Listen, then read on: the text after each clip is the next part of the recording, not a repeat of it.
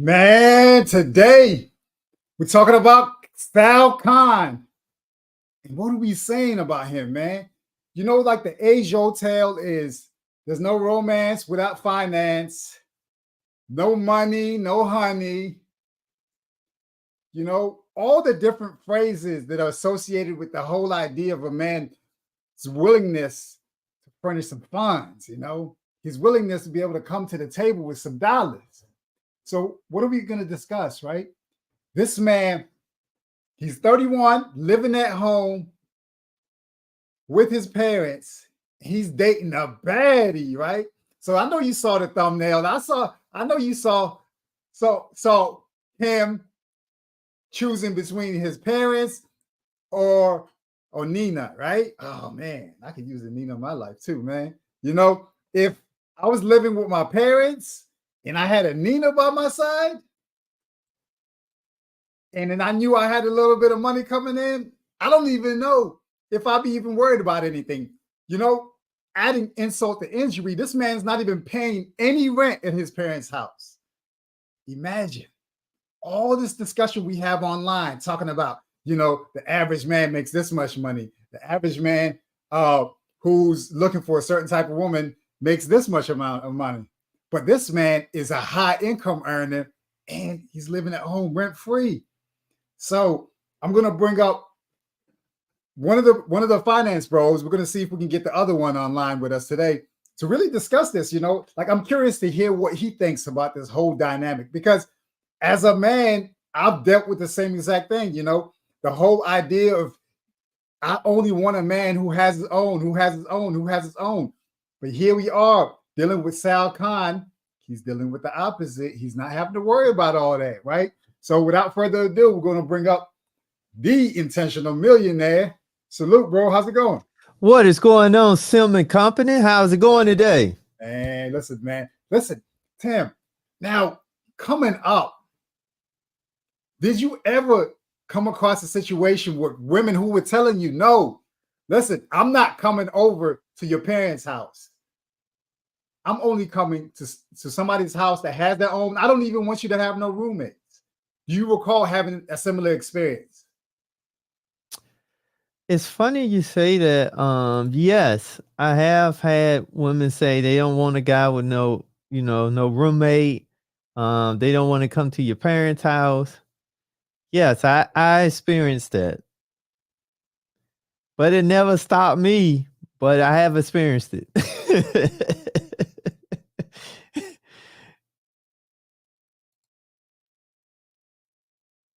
I can't hear you, Sim. If you really think about it, can you hear me? Yeah, I can hear you now. If we really think about it, Tim, are we winning by having our own apartment? That means we have our own electricity, our own water, our own cable bill, our own internet bill, our own groceries, and then we have to cook them. God forbid if I have to eat oodles and noodles and all that other stuff, right? Are we really winning if we have our own place? So we can do very few things, in our own place.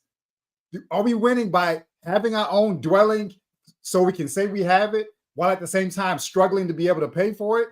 Or would we be better off putting ourselves in position to save up the money and have the assets or have the money to be able to buy a house without having to deal with the burden of juggling, okay, having an apartment is $2,000 a month, and then also me trying to find a home.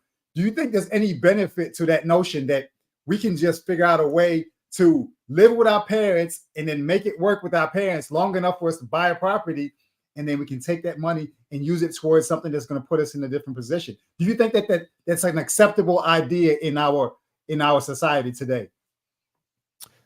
I think that what they're doing, what he's doing in the article, I think that's actually a good move.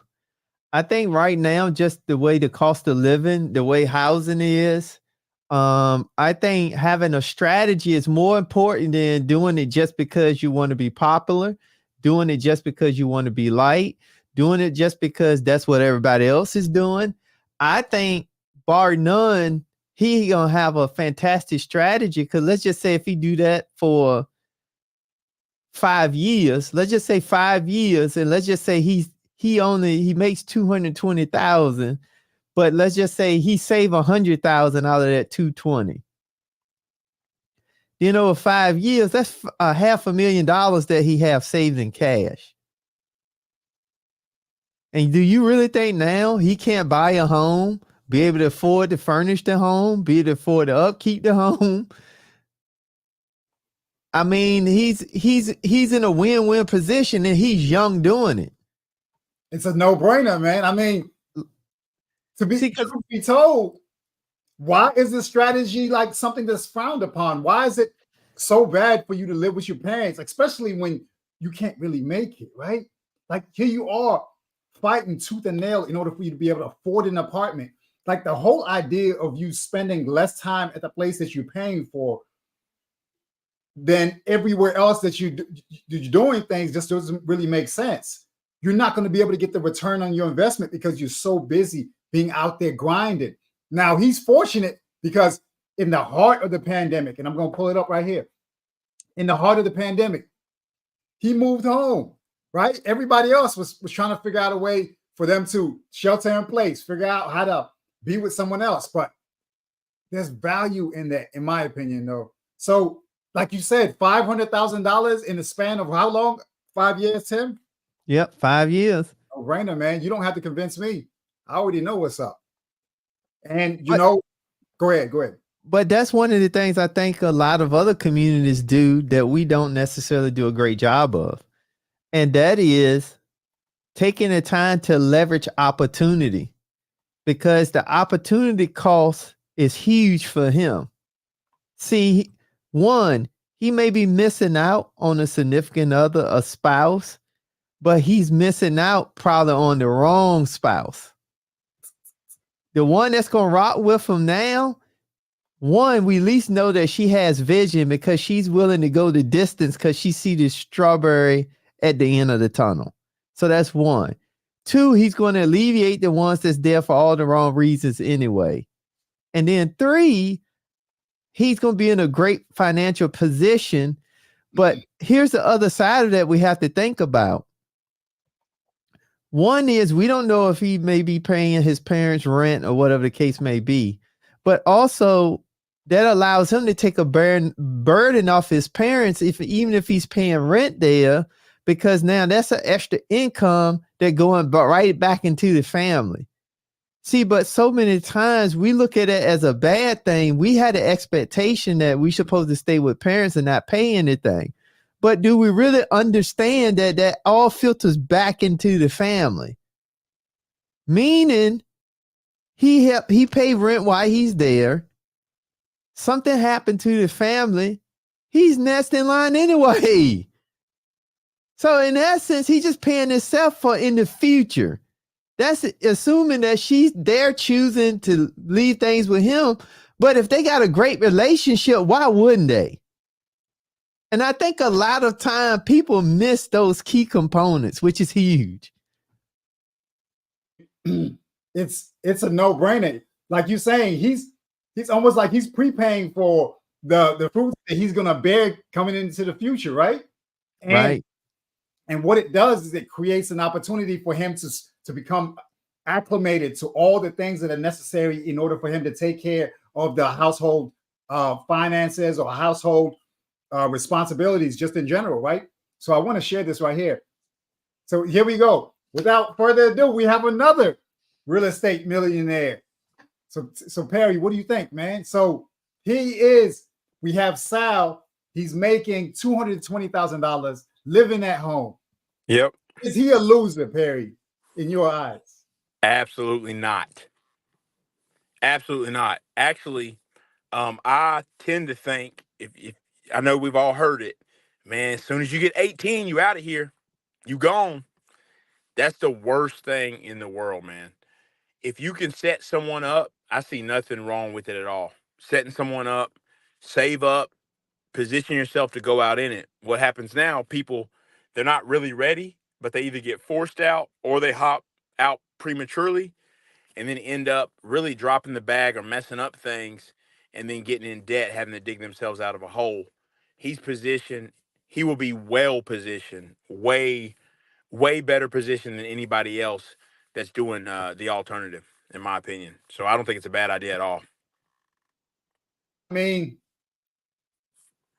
I wish at 31 I was in his position. So here it is. Here it is. Here it is, family. So let me share my screen.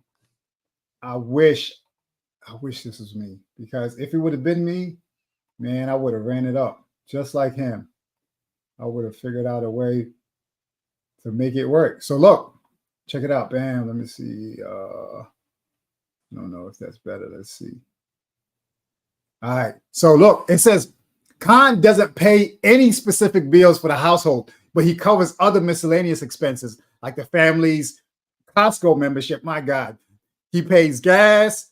He pays some medical bills. And in one instance, his father's property taxes, right? He also gives his mom $200 a month as a gift to put towards whatever she chooses, right?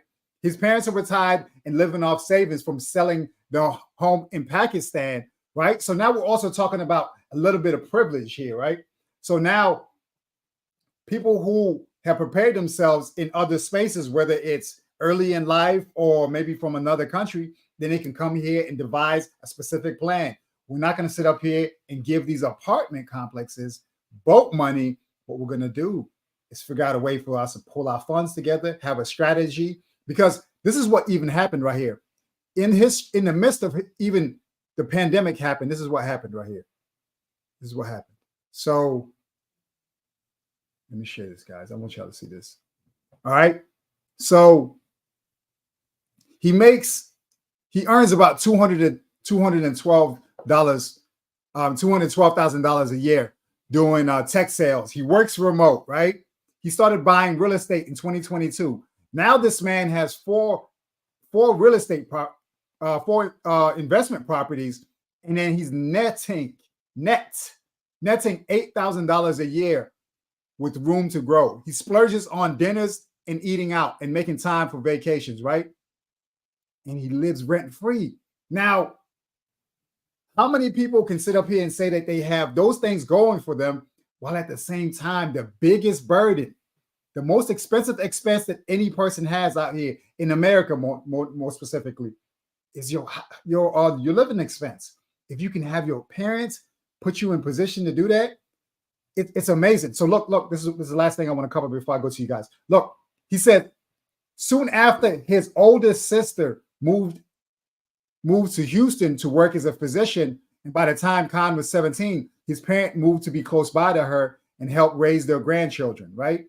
So it's not just a situation where people are just content just doing things that are regular and not really ambitious. Like the whole idea that his sister is working as a physician, his parents are retired. Now he's working in San Francisco doing tech sales, but then he chooses to come back here during the pandemic. You know, what do you guys think?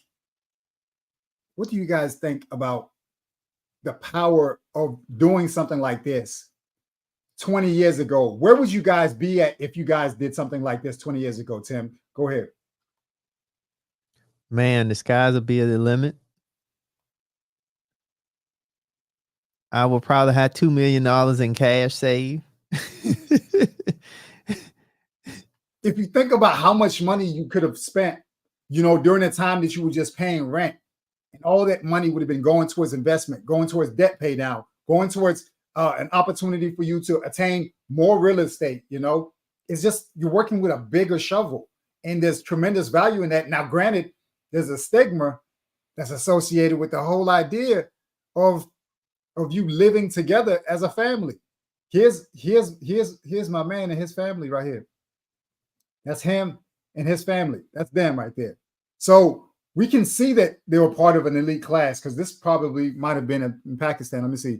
Sal grew up as the youngest of 5 kids in Pakistan. His siblings began moving to the U.S. for college and work until he was the last to arrive in 2013. This man's been here less than 10 years, you know, or maybe just over 10 years. So, man, I can only imagine. So it was one sibling, and then that sibling was given an opportunity as a result of coming here for education. and then the next sibling comes over here, and so on and so forth. I think that this is great. What do you think? What do you think, Perry? Where would you be at today if you had devised a plan like this, 20 years ago yourself? Oh my goodness. Yeah, just sitting pretty. I put it this way. The way that I'm looking at this right now and projecting on to younger people, there's always that pressure, from certain families to go to college. I would present day, if I rewound the clock and it was like, you want me to go to college? Okay, I'm gonna have debt. I will go to college if you guarantee me I can come back home and do this. If not, then I might not go. It's as simple as that. Because the price of college and the way it's getting, if I don't have a guarantee, and it's different for different situations. But when we look at just like a program that's kind of not guaranteed to make this money, and it's like, hey, I got to go in debt for this. Okay, can I come home and on these terms? And I'm not saying you come home completely free, but similar to him, can I come home and knock this out and be able to get ahead? If I can, okay. If I can't, then I got to look at a different route, regardless of how you feel, mom, dad, about college or not. That's the way that I would rock out with that.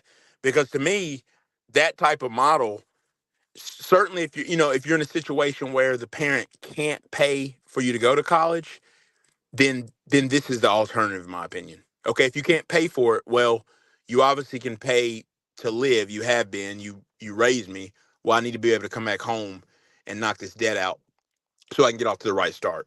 And basically, I'm not saying you demand it, but it's like, hey, if the pressure of if I want to go to college, obviously, because you got to desire it, and then the pressure's coming from the parent, well, okay, you got to allow me to do this then. If not, then I got to look at an alternative. You muted. Yeah, I think that, man, struggle streaming. I think that whole idea of being able to do something like this at an early age. Now, we have to be fair. Everyone is not capable of really being able to do something like this. And if we really think about it, you're really fortunate to have the ability for you to move back home. Although there's a stigma associated with it, where they say that you're not your own man if you don't have your own place, or you don't have the ability for you to bring your lady home, or whoever it is that you want to bring home. I think that there's tremendous power in you being able to assert some sort of independence, really in this form, assert some independence similar to what Sal has done, right? So Sal was able to really he said that it was an adjustment living with his parents as his roommate, asserting his independence as a single man in his 20s, right? But he says that he and his parents have gotten better at communicating and establishing boundaries, right? Or communicating and having the proper expectations. Now, man, listen, I'm not gonna lie to y'all. I think my man's winning on all fronts, right? Not only is he making a reasonable amount of money, not only is he saving a reasonable amount of money, but this man also has a beautiful woman by his side, right? And the most interesting part about it is this: she too lives with her parents. She too subscribes to the same ideology as him, right? Because it's so rare, in my opinion, I can tell you, it is so rare for you to meet someone that you're in alignment with, where you can both have a mental attraction and then potentially also benefit from someone who's also physically attractive as well. And what do they say? They say Sal and his girlfriend, Nina Nguyen, live with their respective parents. So they spend a lot of time together out on dates and traveling, So I don't even know how much more a man can really ask for real. It's a recipe for success is what that looks like. Because if she subscribes to the same thing, then they're on the same page. I mean, that looks nice to me, man. And then here's the thing you have to also look at. They got the family backing that has the same values and beliefs also. Bingo. I think a lot of times, I think that we got to be careful though when we say that it's hard, because I don't think it's hard. I just think that we sometimes got to look beyond where we're looking at. Because a lot of times, and I'm also speaking to myself, because a lot of times when you're not necessarily taught that, the pendulum continues to swing in that same direction. So, and then you get pigeonholed and think that there's nobody else that has the same views. So, you know, when you don't have that belief or that thought, then I think you eventually start to put yourself in position to attract that. And I'm guilty of that. So I think that, you know, it's a win-win, but I also think that you're going to find that the woman that rocks for you because of you and your views is the woman that's probably going to be by your side with or without the money. The money is just going to be a byproduct of the benefit for her committing to you and appreciate you for the person, not necessarily the material things or the future thinking of what the money can do for you as an individual. Right. Hey, I think you're muted. What do you think, Perry? Do you think that it's hard for, I know you're not a single man, you're out here living the model life. Do you think that Nope. that I don't think it's hard at all. And here's why. I'm you don't gonna think give it. so? I'm gonna Come give on, it to you Sam, from two sides. Sam, listen to him, Sam. First of all, here's the thing. We can admonish, right, that you're someone, right, raised you up until a certain point to begin with, right? So someone was capable, and I'm using it from just strictly to 18 and go to college or whatever. Someone raised you up to that point, so they got you to that point. Regardless of the living conditions, they got you to that point. So that's kind of a baseline, right? Beyond that, the only place I see it as hard is the ego. It's just on the ego, because when you come back home, yeah, maybe you can't, bring a girl over or whatever, but okay, you can, but you have money to go. You have money to go, obviously take care of your bills, paying down debt, anything like that. And then you have money to still go on dates and do things like that. So that's a small price to pay ultimately. And then on the flip side, the way that I look at it with my children, if I'm able, what I think most people want is for their kids to put their kids in a better position than them. So I can't imagine a scenario where I wouldn't want my children to be able to come back home and at least set them up for success. Now, where I would say, maybe you got to look at the situation. If you got your kids through college, they have no debt. They get out, they want to come back home. To me personally, there still needs to obviously be a plan. That's the only thing I see is like there should be some long-term plan. Like come home and just live till you're 50. Like no, that's not, because I don't think it's necessary. That's the reason we set them up for success. But ultimately, man, I don't see a problem with it. I don't think it's hard either. I just think it's hard on the ego of those who may not be able to get hip to it. I totally agree. And this is what he says. He says that it's not easy to find someone who's comfortable with living with my parents, he adds, right? There's a social stigma, right? So the fact that she never once asked him to move out, he says that he thinks that she was being empathetic on her part, right? And he says that he's not moving out until he's amassed at least $2 million in assets, right? And then he hopes this will happen within the next 5 years, but it's not necessarily the fact that he's planning to end his living arrangement with his parents, because now it looks like his parents are interested in being connected to him, going into the future. And even if we think about it, right? If we think about like a multi-generational house, right?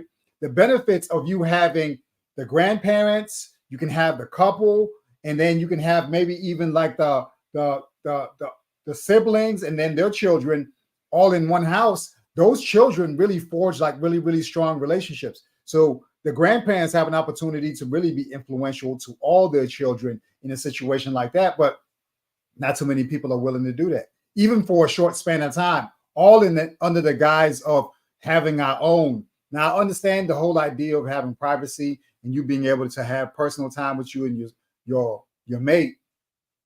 I say that why sit up here and find yourself struggling, especially when you're young? You have a lot less commitments than you would if you were old in your 40s and 50s or what have you. Why not do this? Why sit up there and pay for these luxury apartments with these amenities that you're not going to even have time for you to really enjoy? You know, why not? Why not have an opportunity for you to live with your parents, if assuming that your parents have that foundation for you? Live with your parents or live with your sibling or live with your cousin, and y'all devise a plan. Okay, listen, this is what we're going to do. We're going to take our salary that we have now in corporate as a result of us working hard in school. Let's figure out a way. Let's make it work. If we look at the wealth numbers, you know, Indian and Asian Americans are at the top of the list. And part of the reason why they have an opportunity to even be at that space, one, they come over here from situations from different countries. That's the first thing they do. The second thing is they have an opportunity to devise a unified plan with the family and said, look, we're going to figure out a way to make it work. I don't care what it is. I don't care if the neighbors think that we're crazy. I don't care if my coworkers think I'm crazy. We're going to figure out a way. Tim, between 2020 and 2024, let's say, this man's bought 4 investment properties. Now, there are also people out here who haven't bought one house in the same time span. He's making $200-something thousand a year. What do you think is bad? What do you think is bad to the point that people would overlook an opportunity to take the higher income and use that income in order for them to put themselves in position, when this guy is able to kind of overlook his ego, even at a $200,000 salary? Man, think about how much bravado you would have making $200,000 a year. You know, you're feeling yourself. If he can humble himself, what do you think keeps people from humbling themselves to the point that they're able to do something like this, in your opinion, Tim? I think it goes back to what Perry stated. I think it's people's ego. I think it's the ego that really dictates what people do. I also think with the ego, though, I think it's the social norms, because one of the key things that you stated, Sim, is, you know, Asians and Indians come here. The key component they have before they ever get here is family. See, and I think America has got so far away from the family unit, it makes it hard to start thinking in unison as a family. Because the key component you have to remember, with even if once he buy a home, he's looking to put his family in, and then at some point he may have a family, but he's got they're going to have the legacy of their beliefs, their upbringings, all housed in one nucleus. And it's going to be harder to break that with the influences of the world, society, social media. And I think that's the key component that is missed when you compare it to somewhere like him in this article, compared to someone that been in the U.S. all their time. Because in the U.S., we speak more around individualism. They speak more, he sounds like, just from reading an article, they speaking more around unified front. 2 totally different things. And I think that's the reason why you can't even have this conversation with most people that all their whole makeup and DNA was built in the U.S., in the westernized world, is because we got more into individualism and less from a unified front.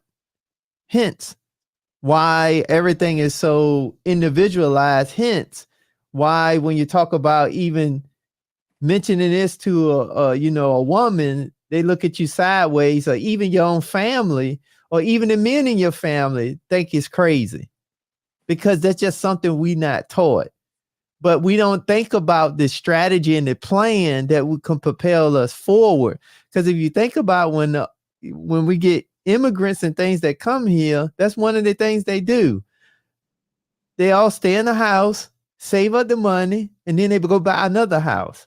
And then they go do that over again. And then they go do that over again. And before you know it, they own a whole block. Yep. That's exactly it, right? So, you know, they figure out a ways for them to all contribute towards that, even if they don't really have the careers to really allow them that opportunity. They figure out a way to, okay, let's take what we have and we'll all live together. But I mean, I will say this, right? As American descendants of slavery here in America, no one is saying that you should be relegated to living with all of your family members. I'm not saying that, right? Now, I'm an ally of of the descendants of American slavery, right? What I'm saying is this: the system specifically allows people to suffer from accrued disadvantage. And because that happens, it's important for you to figure out some sort of balancing mechanism that makes things a little bit even. Now, systematically, they're not going to be potentially even, but there has to be measures that are taken by the individuals themselves to say, hey, listen, I understand that you want to keep me down. You want to create opportunities for me not to really get to the place that I need to, whether it's you discriminating against my opportunity to be able to get the appraisal from the home, whether it's you discriminating against the opportunity for me to get premium mortgage rates, whether it's me not being able to access great neighborhoods, whatever it is, we have to figure out, let's get one person who is maybe able to project an image that seems a little bit, I'm going to say, harmless, to the point that, okay, all right, let's let somebody else go in there and they're going to seem unassuming and then nobody's going to have to worry about them. And then we come right behind them and figure out a way for all of us to contribute towards that situation, whether it's living in a neighborhood that appreciates without no hesitation, or it's an opportunity for you to live together with your family and no one is going to sit up there and look at you crazy. But it's all has to be something that you also do yourself. Now, I'm not saying that the government should be held accountable and nobody should be held accountable for their accrued disadvantage in this nation. What I am saying is there has to be some sort of balancing act that's actually done by the people, because I really think that, in my opinion, that apartments are the biggest parasites to the middle class and just people being able to live. I think that the apartment model just seems overinflated, and I think that people are more willing to live in an apartment for 10 years, 15 years and have nothing to show for it compared to them being able to buy a home in an area that's appreciating, because that's the other part that's unfair. When people do get into a home, that area might not appreciate. It might take forever for them to ever appreciate. So I'm not saying that just buying a home alone is the part that people are missing. It's also, like I said, the accrued disadvantage that happens in these communities that doesn't allow the appreciation to happen. Shoddy building standards, all sorts of things. I've seen it myself as a delivery person, being involved in all these different builders with all these different builders in my area, though. But let me tell you guys something I used to see all the time. I do open houses, right? And literally, well, I'm not even just talking about like this is a perfect example. Now, these are other ethnic groups. It's literally, imagine other ethnic groups, yet there's an open house, and literally you two guys and myself show up to look at a house. And it's not because we don't have our own homes, or we don't have our own, we don't make enough money. No, these are engineers, but they're dedicated to saying, hey, let's come in, we'll live here, we'll throw everything at this, we'll rent it out, we'll move to the next one. And we'll do this. If we have to do this for a decade, this is what we'll do. And they do it early on, and then boom, they build up these houses, and eventually, not only do they each have a home that's their own, they also have a situation where they now have homes that they can rent out. So it's just I mean, it's just something that we're not willing to do, and people in America are not willing to do. So it's just, and that's where part of the problem is, you know. Yeah, because I think that this is something that we can choose to do, even if we do got to work a little bit more, a little bit harder, because there are some levels of systematic things. I still think that this is what we can utilize to our benefit because we can control this. The problem is we just won't slow down long enough because we're more interested in impressing the person we're trying to get with. We're more interested in impressing other family members at the family gatherings. We're more interested in being selfish and sending our kids to colleges, having them go somewhere more for the prestige of the name versus for the benefit of the child. We're more interested in all the wrong stuff versus let's do this for a good 5 to 10 years. And now we got something we can utilize to build off of. Because really, that's all it really takes. If you take 3 people making $40,000 a year, they all put in the pot and do exactly what Perry just said. In 5 to 10 years, their life can change. But we won't do that. Because I guarantee you now, the people that did not buy, that was scared to buy, if you look at everything now, you wish you bought no later than 2021.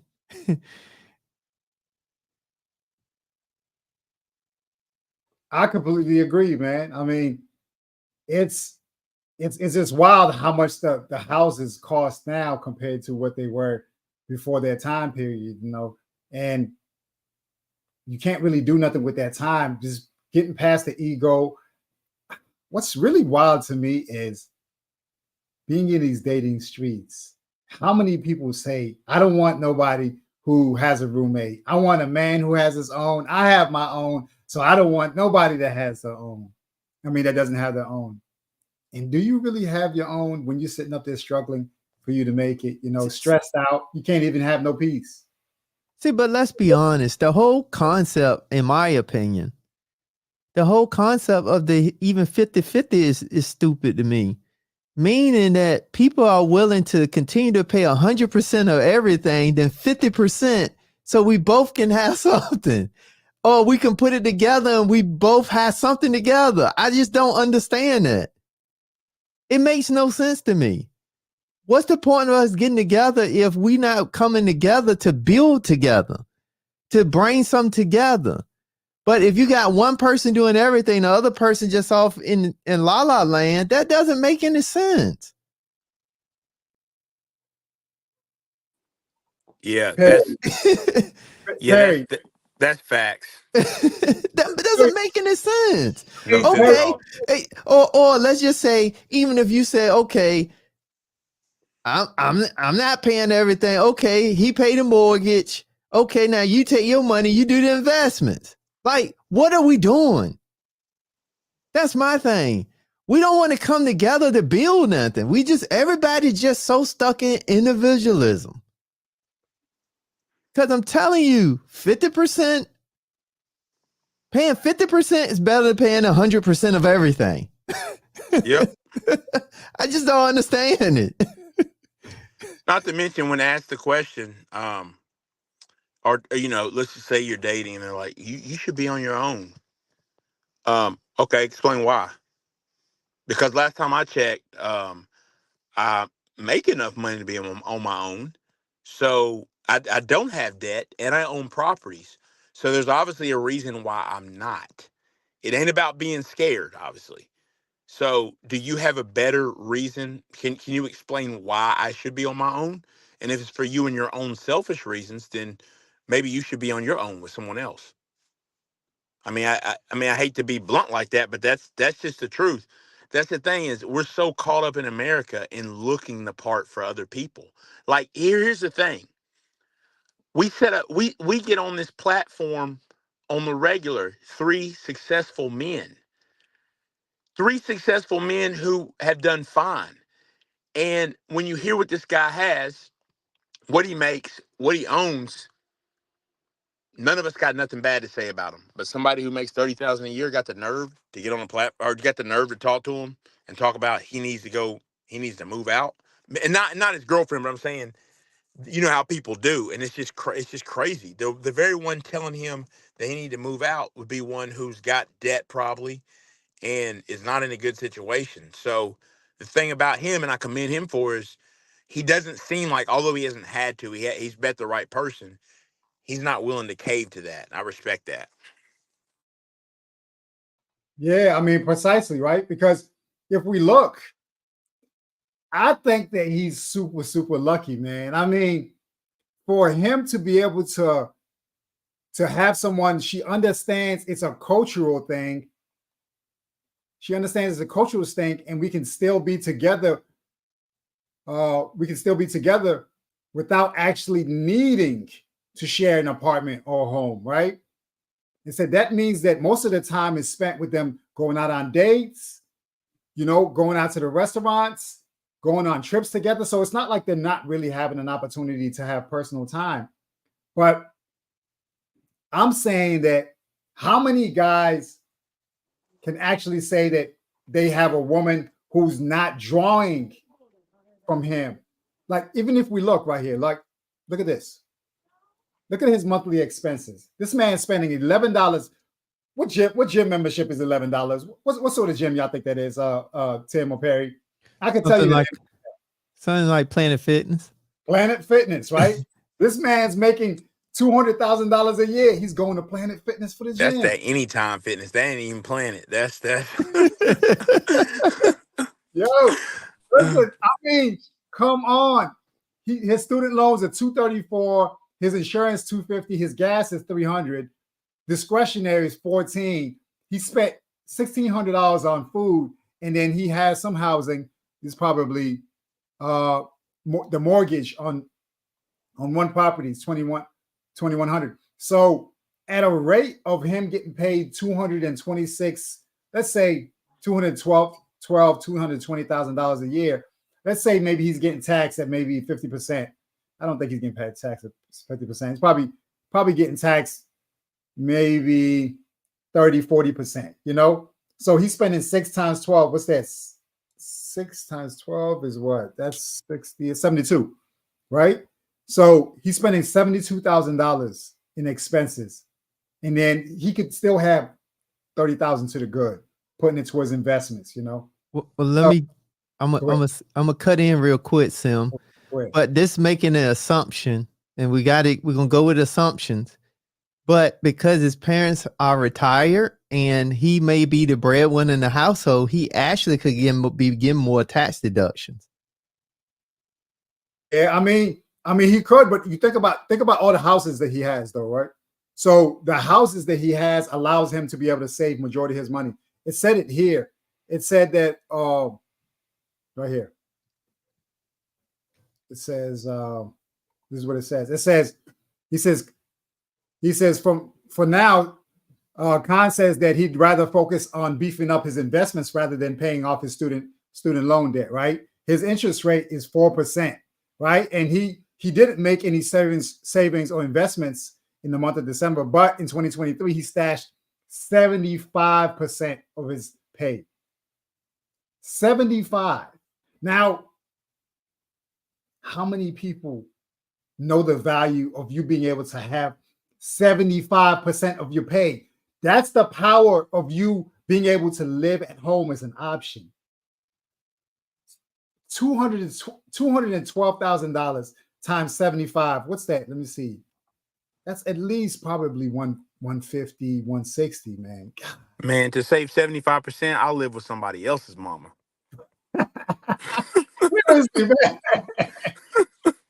Seriously. I mean, who's gonna? I said, but that's why I said to Sim, let's take it on the low end. Even if he just did 50, 100,000, 5 years, that's $500,000.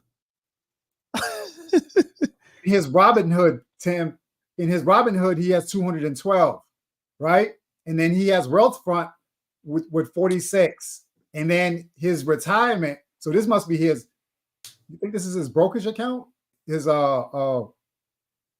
it's gotta be. It's got to be maybe his brokerage right here. I can't see him doing retirement investing in Robinhood, Tim. He could have a Roth through Robinhood. Well, he wouldn't be necessarily be able to benefit from a Roth. He could have some type of still retirement vehicle through Robinhood. And then $37,000. Hold up. Is that 2023? Let me see. But in 2023, he stashed away 75%, right? He currently has 212, 46, and 37. What's that? Let me see. 37, 46. That's about a little over 3,000. Yeah. Yeah, man. I mean, can you imagine like the peace of mind that you can have when you stashing 75% of your money? And they said that he bought his first property, a single family home in a nearby Texas town in April of 2022. He paid 20% down, roughly $95,000. These are the things right here. This is where what Perry was talking about starts mattering, and what Tim is talking about. This man put down $95,000 as a down payment. For you to be able to squirrel that amount of money, it says something. I mean, people are not even getting paid $95,000 a year, let alone putting that down for a down payment for a home. Those are the differences right there, you know, and it pales in comparison to me. Okay, let me pay $2,000 a month for this apartment with amenities, or let me sit up here and live with mom and dad, and we figure out a way, make it work. I mean, you said it, Perry. I mean, at 75% of my salary, I'm coming to live with somebody's mom for real too. Same exact thing, man. No denying it. But he said that he did have a challenge. He said he couldn't find a good tenant to rent out the 5-bedroom or the 4-bedroom house, right? Thankfully, around the same time, one of his sisters was moving from Chicago to Houston. There's something about, you know, maybe I'm thinking about Dallas, Chicago and Dallas. People always move in that direction, right? So, I mean, that's powerful, man. He learned about real estate from an older brother, and he bought his first property in 2022. He now has 4 in his portfolio, and since then, he's picked up 3 more, a multifamily parking garage. Hold on, man. Let me put this down. Hold up. This man is buying parking garages, man. I remember I was talking to one of my friends. How much do you guys know about parking? Like owning a parking lot. Do you guys know anything about it? Just a little bit, but it's profitable, man. Yeah, I mean, I'm paying right now for my son. I'm paying $140, $142 for a dirt parking spot, right? In order for him to have a spot to park his car. It's literally dirt. It's not covered. It's not climate controlled. There's nothing outside of direct exposure to the sun, and it's a parking spot that's big enough for a car. I'm paying $142 for that per month. So to think about it, you're doing nothing but making money. You're not really having to do a whole bunch of repairs or maintenance. How hard do you guys think it is for you to come across something like that?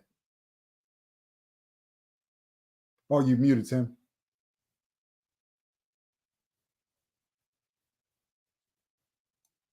It's really about location.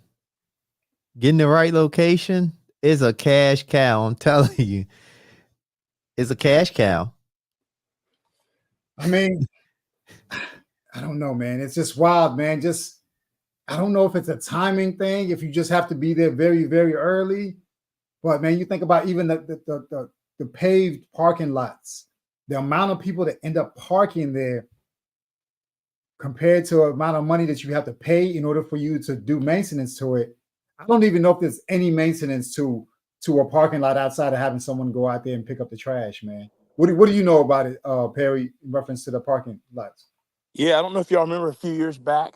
Do y'all remember people were buying parking spots in San Francisco for like 175 grand, 200 grand just for one spot, just because so they could literally park their car at the place they live? It was, I mean, it was that crazy. Like basically taking on a mortgage for a parking spot. But yeah, I definitely think I think it's based on the location, And I think there's probably even opportunity, honestly, for people to, it's all about if you can get the land to even have some simple lot or some simple place. And what I know more about when it comes to parking spots and stuff, man, people have no clue how well you can do by getting literally just a fenced in little secure, a fenced in little place where people can, over the road truckers need to park their trucks little on the weekend because they can't take it in their subdivision. There's crazy opportunities people have no clue about. Just a little secure lot with a fence around it. You can make an absolute killing.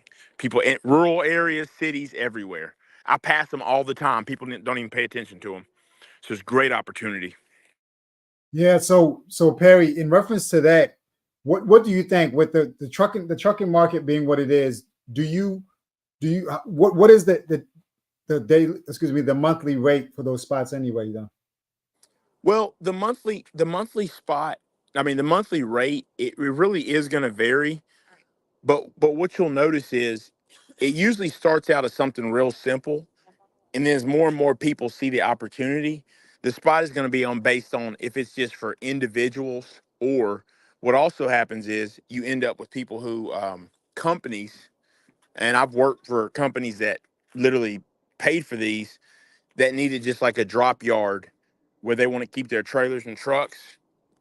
Man, something like that can be anywhere from a couple grand to $5,000-6,000 a month, even up to 10,000, depending on how many trucks and trailers. And literally, just a fenced-in area is all we're talking about, where they have access. Throw up a gate, throw up a gate, give them a little access, a gate code, where people can have their drivers come and go. And that's how a lot of these companies will. You may have the main base. For example, you may have the main base in a city like Atlanta, but you've got stuff going up to Tennessee. So because you have to shuttle loads, you may have a place somewhere on the Georgia border where you shuttle those trailers to, and then people drive in and leave from there. So there's just a million different ways to work it, and the opportunity is crazy.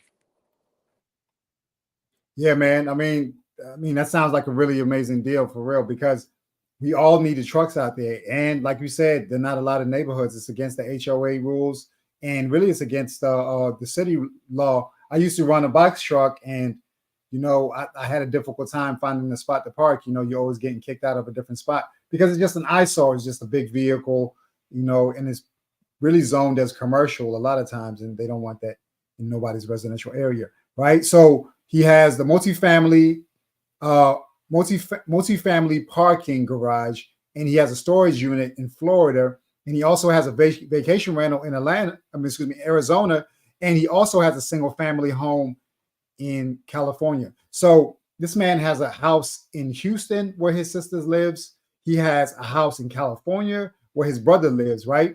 Right now, he's netting $600,000. $600 a month, right? And this is something close to about $8,000 a year. But once he finds a new tenant for the property he has with his brother, then he'll be able to have up to $1,100 a month from his portfolio. And we just talked about this right here. He says that the bulk of his savings are earmarked towards the down payments for his properties. This is where like this model really counts the most. The whole idea that this man is putting himself in position to be able to put $95,000 down, $75,000, $50,000, all this money that he's making on an annual basis, he's really deploying those funds. And I can't see how you lose it, especially, listen, I say this again, I can't see how this man is losing, especially because he's got this lady beside him, man. I mean, come on. I need a Nina. Where can He's I winning. find? He's winning. Where can I find a Nina?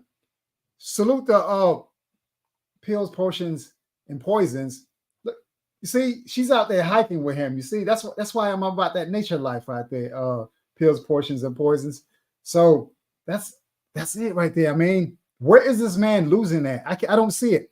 Now I understand that there's a stigma associated with living with your parents, but man, I don't see where he's losing.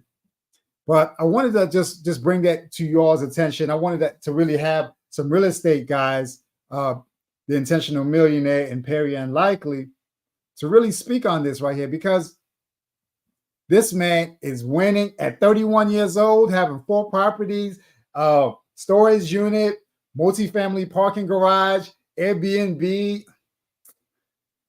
I don't get it, man.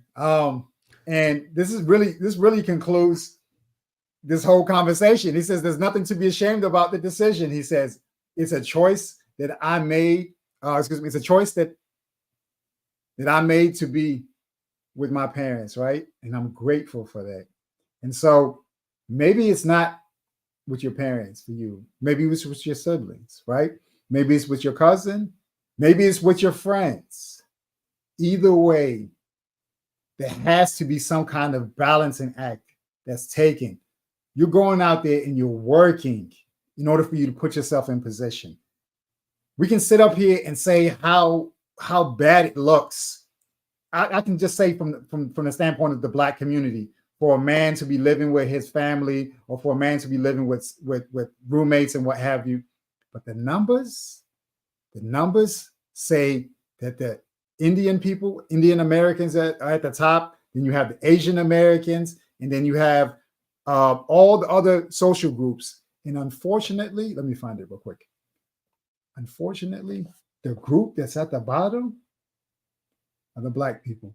So, like Tim said, if you don't want to be a victim of this society that promotes nothing but consumerism, creates opportunities for you to part with your money, you can benefit from the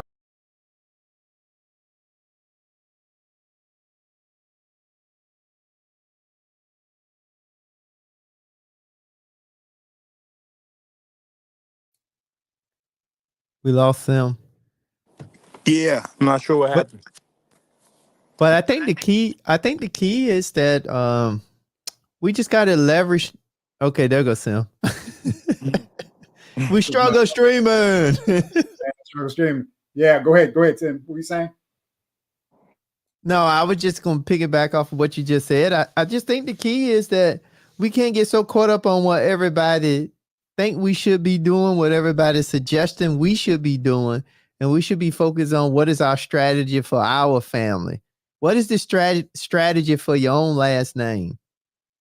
Because I get it. You do want your own time. You want your own peace.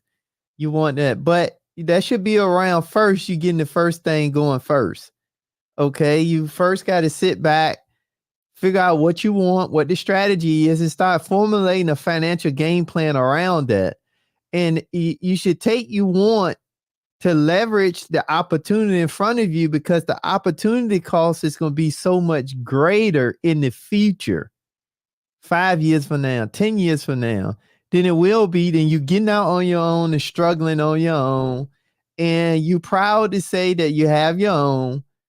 But every day, or every week, or every month, you don't have enough, or you barely have enough to cover their basic expenses. And to me, that's asinine. It just doesn't make sense. So Perry, what do you think about it, man? You know, what how would you sum up this conversation in reference to this young man that's doing some amazing things, in my opinion? Oh, you're muted. You're muted, Perry. Hey, sorry about that. Will you ask me that one more time, Sim? I was saying, yeah. So how would you sum up your opinion of what this man is doing, man, and the way that he set himself up? What would you say about that? Any closing thoughts on that? Yeah, I think that should be the model. I mean, I think if you're in a situation where you really just don't need to, you're debt free, and maybe you're partnering up with the right person, and for some reason you shouldn't. But honestly, I think this is the model. I don't, regardless of how much you have starting out, I don't know why you wouldn't follow this. You're only setting yourself. Everybody can afford to be set up better. So this is a model. I think this should be modeled, certainly with the state that we're in right now, financially across the country. So man, it's fantastic. and this has to be some sort of balancing act, right? And something has to be done. And what does Pills, Potions, and Poison say? She says a lot of other coaches live at home like that, right? Grandparents, parents, kids, all in one home, right? Multi-generational home, like I said. But guess what she says? She says, I don't want anybody telling me anything. They control your life when you live with them, right? I mean, that's true, but this is what he said. He said that, I had to figure out a way. This is what he said right here. Oh man, did I miss it? Hold on.